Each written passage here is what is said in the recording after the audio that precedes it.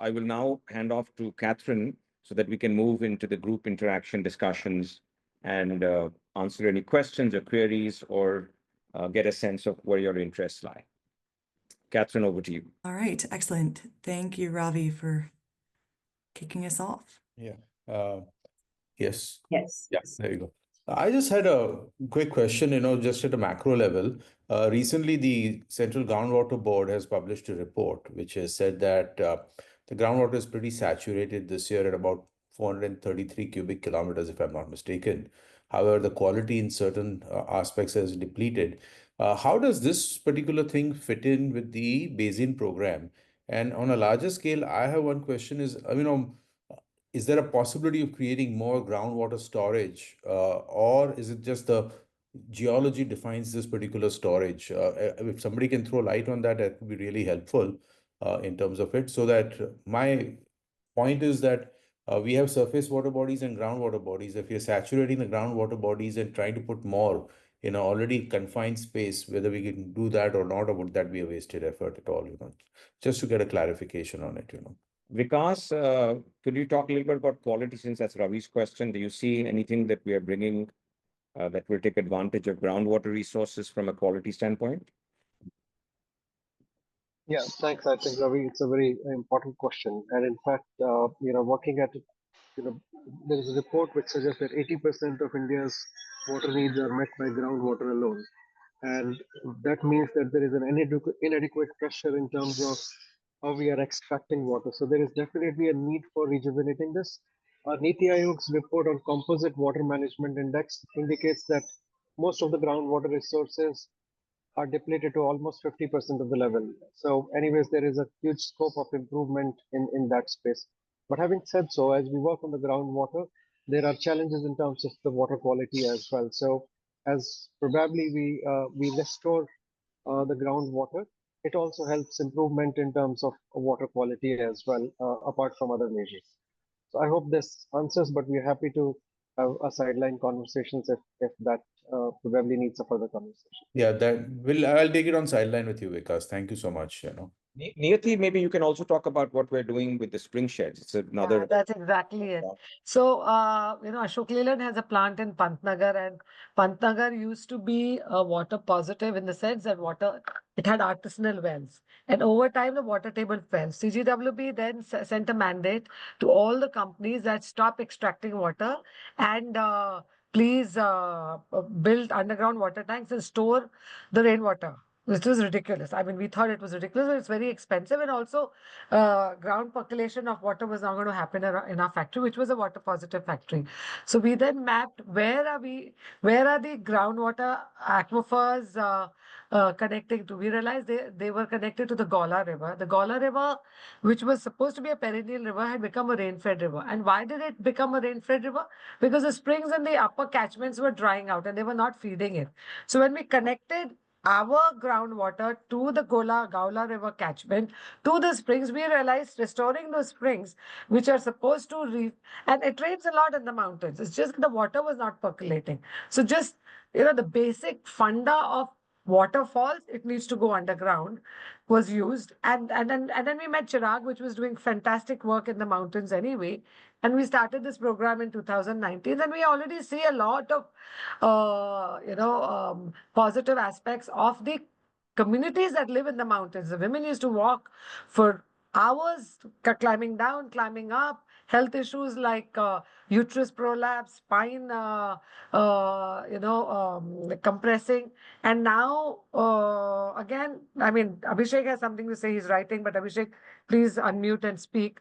But that's how we looked at spring shed, and the original problem statement was groundwater depletion. And we looked at spring shed as an answer to hosting that. Yeah.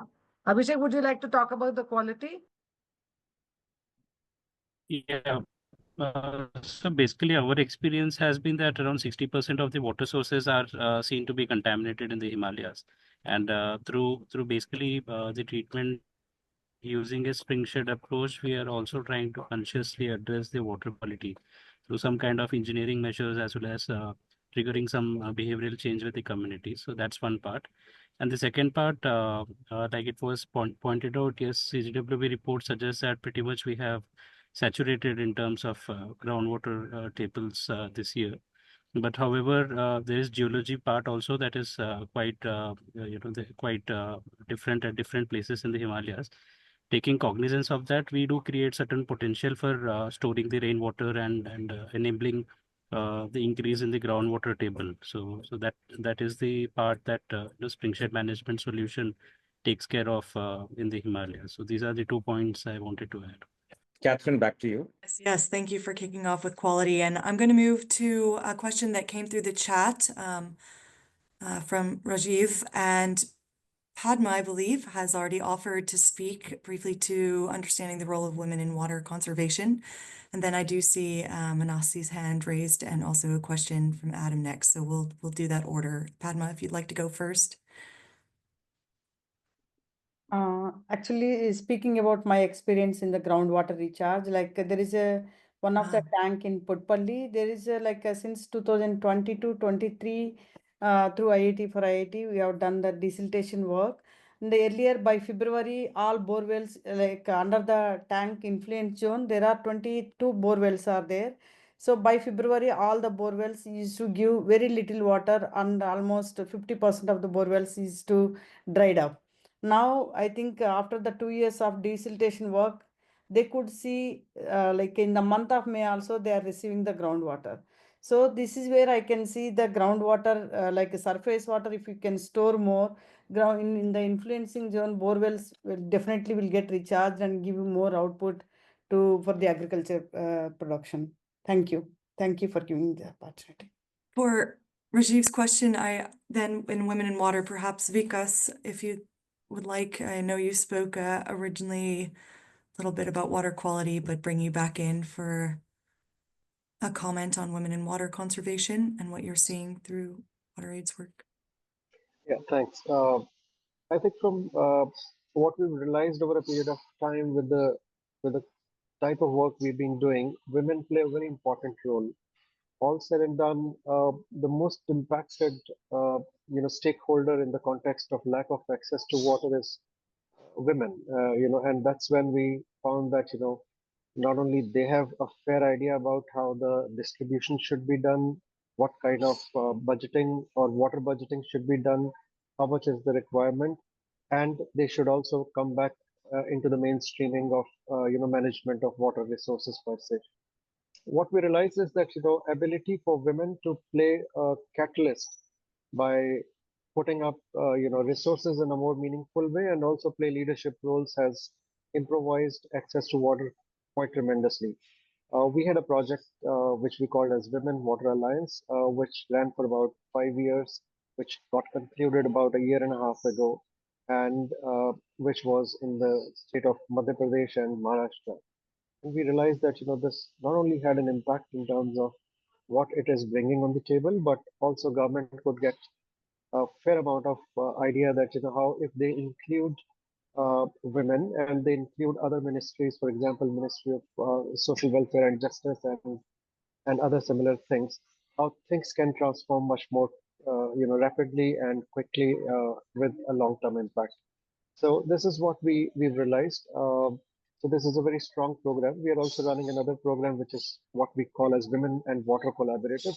It's another collective action, which we are running in 3 river basins. One is Krishna and Godavari, where we've already got our partnerships in place, which is running for the last 2 years. And now we are focusing on Ganga River Basin, which is one of the biggest river basins globally. And within India, it hosts about 50% of India's vulnerable population. Women are going to play a major role there as well. I'll stop here, and then if there are more questions, we'll be happy to take it. Yes, please do follow up with our experts here in Women in Water. I have Manasi's hand raised for a while from CSR Box and the Godavari Initiative. Would love to hear a basin-specific collective action perspective. Thank you, Catherine, and thank you everyone who's attending. Love to hear your thoughts. The Godavari initiative, as the collective action for the Upper Godavari, we would like to say that we've been conceptualized in the last 6 months, but we're happy to say that we've delivered 5x value of addition, basis the ground presence that we have, the tech forward method actions that are there, including climatic projections, GIS mapping, and a platform to showcase the efforts and action. So again, want to highlight our experiences from the collective action, which looks at the approach that we have from knowledge building, the GYAN perspective, climatic projections, which help in identifying the mitigation strategies at a community level. Similarly, from the karma or the action-based approach, while we have been able to generate over 24 million USD on ground projects, which obviously focus on agroforestry, watershed development, eco villages, and waste management perspective. So looking at the basin at a comprehensive level. Just highlighting that apart from the communities, the initiative is also looking at MSMEs who are a part of global supply value chain, and a lot of they're involved with a lot of corporate funders who present also on this call. So working with them on efficient water management is something that the initiative also is targeting. The other stakeholder that we feel is very important is the government, and hence we've started closely working with the district administration. The TGI fellows that we have become our foot soldiers, and they bridge the gap between the district administration, the industrial bodies, and the secretariat. As we also believe that the collective action needs a charter-based approach to bring in convergence with all the commitments and the pathways to stakeholders, including corporates, government, and especially the nonprofits and academia. So that is something that the collective action through TGI is moving ahead from a charter building perspective, so that it starts getting the pathways, the commitments are also documented. So this is what the Godavari initiative wanted to share from their experience in the last 6 months. Thank you, Mansi. Indeed, if you find yourself in the upper portion of the Godavari, please reach out to CSR Box for more on that as well. Sure. And we're just putting our contact details on the chat, and would love to have these discussions ahead as well. Yeah, and if I might just invite you, Mansi, Sure. We've been having conversations, so we would love to integrate the efforts that y'all are doing. So far, there's been I know that y'all have been busy doing it, but would be great to include that in the 2025 plans. So let's try to make that a priority. Would that work for you as well, that we try to integrate across the efforts in what we're trying to do in the Upper Godavari? I think we can surely connect after this and take that discussion forward. I would love to do that. Thank you. Thank you. Over to you, Catherine. We've got a lot of questions coming in now in just about maybe 5 more minutes, but Adam had an excellent question, bringing it to the international context. So I'll just read it. How can internationals be most helpful in growing the impact of IIT and other collaborators that are doing work to restore water and agricultural systems in India? I think, Joe, that might be for you, but also if Jason's on the call or Andre, welcome to. So right now we are working with both international and local companies in the overall program design. And many global operation partners like the 100+, Adam, your 5 brands are all present in India. We've been talking to Beer, which represents another consortium, for their partners to be represented in India. We've also been talking to the TNC, WWF, across their programs to bring them into the portfolio. The Godavari initiative, as Mansi just talked about, which CSR Box is running, is being spearheaded by Diageo, working with WRC. We're talking to GSK. So it's a forum for whether you're an international player or you're an Indian company. It's available, and it's a must-have for everybody to come together collaboratively and make things happen. So I think that's broadly how we're approaching it. Jason, if you want to add something more to that. Yeah, I would, and it's very complementary to what you said. We are at the Seawater Mandate, and through our collective action initiative, leadership initiative, the Water Resilience Coalition, I guess you could say that we're pathologically pragmatic and realizing that you need to take a global and local approach. There needs to be an architecture that brings organizations together at an international level, but that cascades all the way down to a local level. And that if we're doing this in a smart way, and we need to do it smarter and faster, we don't have time, actually. We need to be able to build our skills to cross-pollinate when things are working in one area, and then bring those leadership ideas or those approaches, those solutions to another region, and to do it quickly. So that's one of the things that we like most about partnering with IIT. It's a way to rapidly accelerate what we're doing. And it's just a matter of making sure that people have the information they need to know how to plug in.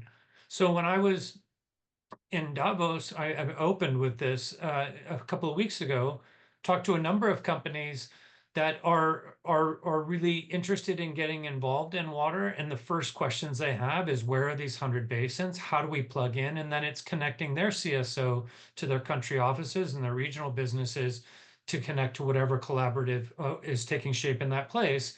And in some basins, it's one project management organization. In other basins, it's a combo of 3 or 4 organizations. We're just, however it works, and whoever the strongest on the ground partners are, is who we would like to collaborate from the international down. And knowing that there's no perfect way to do this, we just need to learn by doing, and then we can cross-pollinate what works. Thank you, Jason. There are some specific questions for.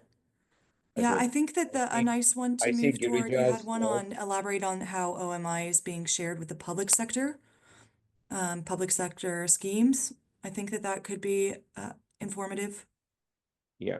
So the way that we are integrating OMI into the public sector schemes is via the solution design itself. So for example, with Pani Foundation, the RWB solution design is integrating with the GDAS scheme in Maharashtra. So, and then as part of landmark water bodies, we're integrating it with fishery schemes, with the dairy schemes that exist. So it's all being embedded in the solution design, where for that solution, and as Niyati talked about with spring sheds, with CGWB, so it's all being embedded directly in the solution design to take advantage of the schemes that are either central, state, or local. Excuse me. Do you think we could actually grow even on that and stick with the theme of state, district, and national agencies involvement? So there is a question just 2 down that mentions, how do you think a consortium like this could look at enabling hyperlocal adaptable water model along with state, district, and national agencies? It's maybe just to build on what you said, Joe, or if anyone else would like to contribute to that discussion. I don't know if Ramangi's still on, but you know what we are seeing with many partners, they have taken a district view in aspirational districts. And so they already have those partnerships in place. Niyati, if you want to talk to that, how, as part of this, we would further that discussion that's happening with the districts around the solutions that the IndusInd Bank and Hinduja Group is doing. Would you want to just expand on how we would integrate that into the collective action story? Himangi, are you around? So at the IndusInd Bank, they've taken 5 aspirational districts in the country, which to work with in 5 years.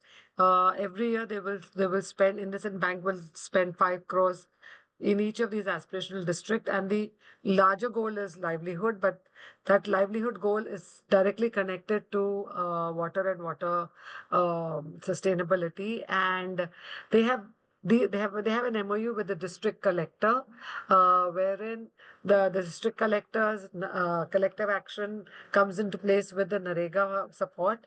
All other district organizations that have funding are all pooled into with the funding that IndusInd Bank is putting in it, to make sure that in 5 years that particular district and the worst blocks of those districts are there is some momentum that's happened there, and that's why when you see the biggest program is in Osmanabad, which is actually completed 7 years, but the strategic program started only in 2022 21.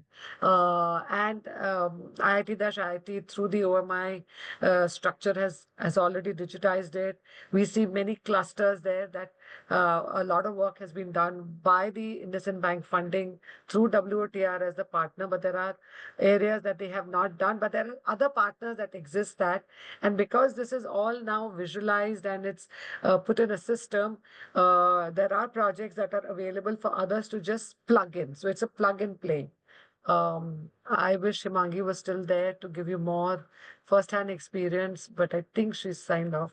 Is Harish still there from WOTR? I think he's also signed off. So yeah, but yes, if you reach out to IT-IT, they'll connect. They're actually spearheading the whole program and are happy to plug into the programs that are already existing, and you just have to pick it up and run. Yeah, thank you. Thank you, Niyati. There's actually an interesting discussion question here about how the allocation of the contributions of projects like RWB, the restoration of groundwater recharge, is I guess calculated in comparison to recharge that's coming from increased rainfall. Don't know if it's maybe an open and technical question, a little bit about the portioning of benefits and contributions of new solutions versus the hydrological system. But if any of the teams that are working with restoration of groundwater recharge, or Joe yourself, if you'd like to speak to how that's evaluated. Yeah. So we have a very specific technology-based approach to everything that's measured. It uses the overall water measurement methodology. There are two numbers that we have. One is the actual directly measurable number, which is a conservative estimate. So in case of rejuvenation of water bodies, it is directly the surface water captured that is happening in that water body. There's also an estimate of what could be groundwater recharge that is collected through the wells, etc. But that is an unofficial number that can be used. It's not part of what we want to claim in the numbers itself, so that we can really claim what can be directly measured versus what can be attributed to several other factors. There's two more. These are specific, I think, to some of our solutions partners and those who spoke today. Yeah, this is Veerbhaskar from Mother NGO. So we are seeing a lot of leakages are there in the tank bunds. So when we rejuvenate the tanks, so leakages, due to leakages, water will be flow out. So can you focus on the strengthening of bunds? Rinjita, you want to take that as part of landmark water bodies? What's happening? Yeah, so we are doing that, and like actually Veera Bhaskar and with Srinivasulu and with Padma ma'am, we're going into doing an assessment of that. Also kind of doing our homework on the government funds available, and yeah, it is part of our intensification within that community. So it is part of our landmark water body solution. And that is part of the scope going Dr. forward. Barsha, as part of the water body system in Mysore, you want to talk about that? Yeah. So Dr. Barsha, you want to talk about your experience? So Dr. Barsha has had experience here, both in terms of bund strengthening and in terms of also just the feeder channel linking different tanks that we've worked in. So Yeah, Dr. Barsha, you can kind of talk about how. yeah, definitely, ma'am. Definitely. Thank you. Thank you for so much. Actually, yeah, Creditai, what exactly is doing is we are also using the what you call gravels, which cannot be used in the farmland. So that is we are using to strengthen the bunds. So at the same time, we have approached local Gram Panchayat to come use their Narega funds to do the store pitching work to strengthen the bunds. So many even many water bodies. So Gram Panchayat have came forward and they are doing the strengthening works. So even while it's a part of what you call creating a strong bond is a part of rejuvenating water bodies in Mysore. So without bond, it's no use. That's what we are at present doing. But main thing is without stone pitching that cannot be survive for a longer period, but it cost more. So that's why we have approached Gram Panchayat to take that responsibility. So we have successful in a few water bodies. Thank you, Can Dr. I Var. respond? Catherine, Mr. Chandrakant is here from Ambuja just for their question. Huh?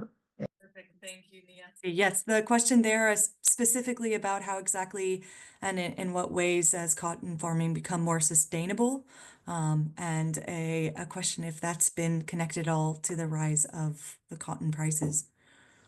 Yeah, From so him. just very briefly, this is the program is Better Cotton, which is an international initiative on sustainable cotton cultivation, and we are program partner to it. So we are implementing this framework, which is a international framework for sustainable cotton called Better Cotton, and I think the focus is on regenerative agriculture, including all the principles, and beside that, the focus was on decent work as well as so as a program partner, we are doing two things: building capacity of farmer through training and demonstration, as well as deploying and helping farmer to adopt certain sustainable practices, including water management and all this. So there are certain key areas around water, biodiversity, soil health, crop protection, as well as decent work.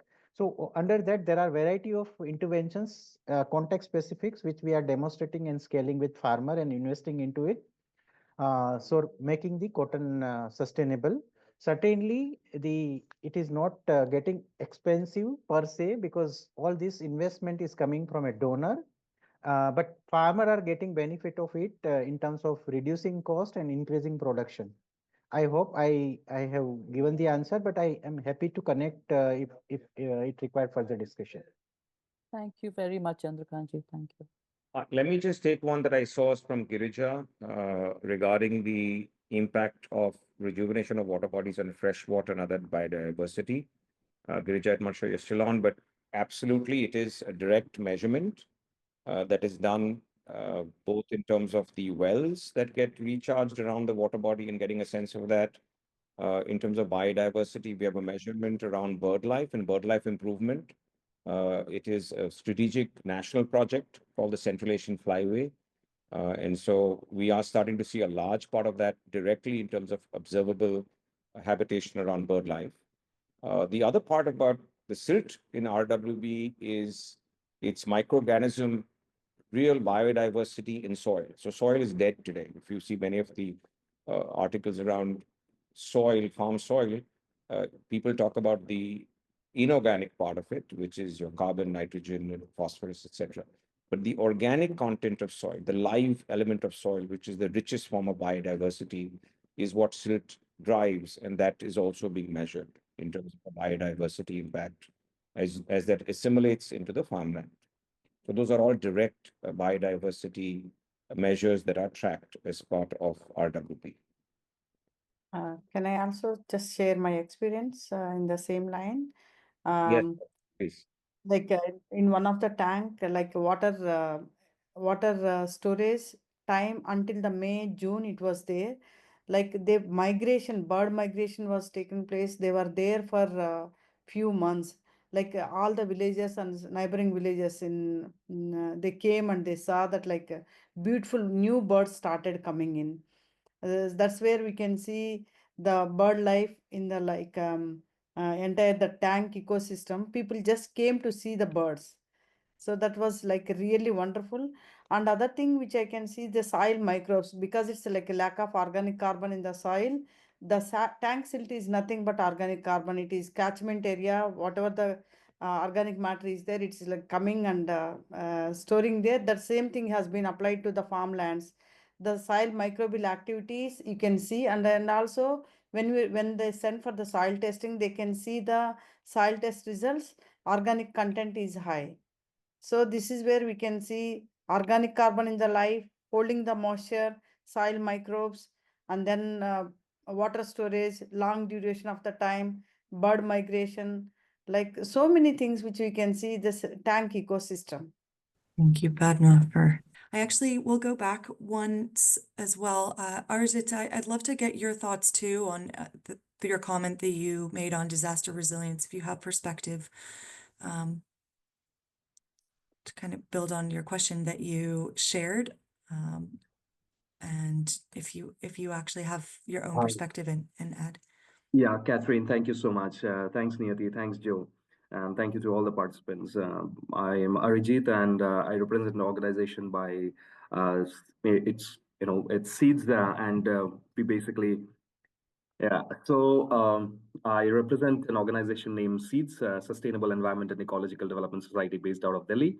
So we very closely are working with two national agencies, primarily to develop a open source, water index primarily. So on that, I wanted to basically ask this, where this was very insightful, and Joe is doing a wonderful job with support of all other participants, definitely. And there's so much of great work going on. So because of this increasing disasters and the challenges posed by the changing climate trends, uh, as a consortium, how can we enable basically a more robust, hyperlocal adaptable water solutions, or a model that can be established, which eventually can be replicated in other districts and national agents, with the help of national agencies, looking at that context of collective action. So that is what I wanted to kind of, post it to you guys, because there are a lot of experts who can help us with that. Yes. Thank you. Thank you, Arijit. One of the largest economic failure that happened in the city that I live, Chennai, is because of flooding. And flooding is because the water catchments have been built over. The lakes that were the collectors and the storage tanks have been silted and encroached. And as and when we restore these lakes, we see that those areas, the flooding has reduced. So it's again building resilience to or disaster mitigation, if you may say so. Yeah. But yeah, water is one of the, and again, climate change, failure of crop, all of that is also disaster, right? Everything is linked to water. I think that's it. I'll just add to what Niyati is saying. Arijit, love what you're doing. Again, like I invited Mansi, let's bring it into the overall program. We are just connectors of what is already being represented by partners. So would love to kind of bring what you are doing into the overall limelight and shape it so that others can adopt it. I think what we are realizing is the solution model is quite versatile, and the kinds of solutions that emerge for different areas, like we're seeing with Chirag, is in the upper Himalayas. There are many solutions, but the spring shed starts to take a predominant place. Large parts of UP, the sugarcane solutions takes a predominance. The large parts of the Godavari is where cotton takes a predominance. Rejuvenation of water bodies and where the water body systems are present starts to play a kind of connecting role. So it's about the portfolio, and then you can create hyper-local solutions based on what aspects of the portfolio are most relevant, which again, the technology with insights from people that's documented allows to become available to every stakeholder, right? And I think that's the way that we see it all come together, is as we bring that intelligence into each of the locations, each basin, each cluster will have its own portfolio, right? As we're working with the IndusInd Bank to codify what's happening in Osmanabad versus what's happening in Virudnagar versus what's happening in Vetarna Basin in Palghar, the hyperlocal solutions that are relevant, they are all different, right? They could be an entire mix, but the priority ones are very, very different. For example, prosopis is a very large part of what's happening in Virudnagar besides rejuvenation of water bodies, right? Versus soya and sorghum and chickpea are what's emerging in Osmanabad. So I think it just starts to emerge as you bring this into the context and people bring that expertise that allows others to see what's happening. And again, it's represented by the foundations and corporations who are the catalysts. That's where we started. You all are the catalysts who are enabling it with the states, with other partners and bringing your stories. Our role is just to connect those dots.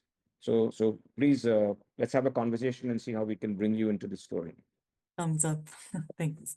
There were a couple other comments too from partners speaking similarly.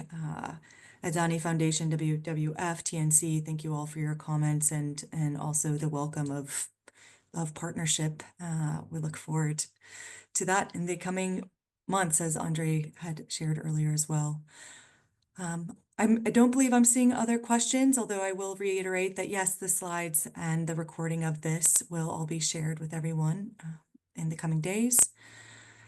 And just again, thank you for your participation and your enthusiasm in the chat as well as in speaking roles. Yeah, If there is anybody anything who wants else, to add a Yeah, few yeah, words, we have some significant partners here from GSW and others. If anybody just wants to add some closing thoughts, very please welcome. do, and then we will wrap up.